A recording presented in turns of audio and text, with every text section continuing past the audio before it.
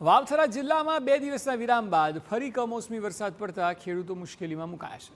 લાખણી, થરાદ, દિયોદર, આગથડા, કુડા, ભાકડિયાલ આ સહિતના ગામોમાં પણ કમોસમી વરસાદ પડ્યો છે। કમોસમી વરસાદ શરૂ થતાં વરસાદથી મગફળીની લણણી બચાવવા ખેડૂતોએ પ્લાસ્ટિકનો ઉપયોગ કર્યો, કારણ કે અગાઉ વરસેલા કમોસમી વરસાદમાં મોટાભાગની મગફળીની જણસીને નુકસાન થયું હતું।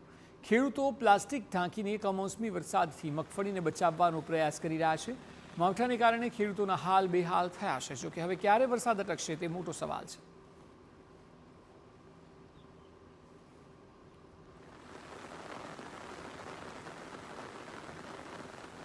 વાવથરા જિલ્લામાં ફરી આજે માવઠું શરૂ થયું છે। 2 દિવસ પહેલા વરસાદી વિરામ લઈ લીધો તો ખેડૂતોને આશા બંધાણી હતી કે વરસાદી વિરામ લેતા ખેડૂતોએ જે વાવેતર કરેલો પાક હતો તે ક્યાંક બચી જશે એવી આશા બંધાણી હતી, પરંતુ આજે ધોધમાર વરસાદ પડી રહ્યો છે ને જે શરૂઆત આજ સવારથી થઈ ગઈ, તેના કારણે ખેડૂતોની હાલત પણ આપ દ્રશ્યોમાં જોઈ શકશો।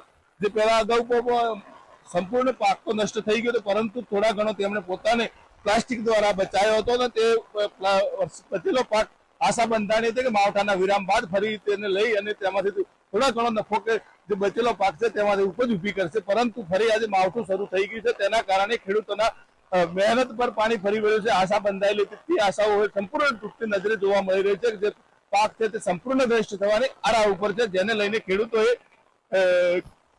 કુદરત પાસે આશા હતી કે માવઠું બંધ થઈ જાય, પરંતુ ફરી માવઠું શરૂ થતા ખેડૂતોની હાલત કથળી છે। દિનેશ ઠાકોર, TV9 વાવથરા।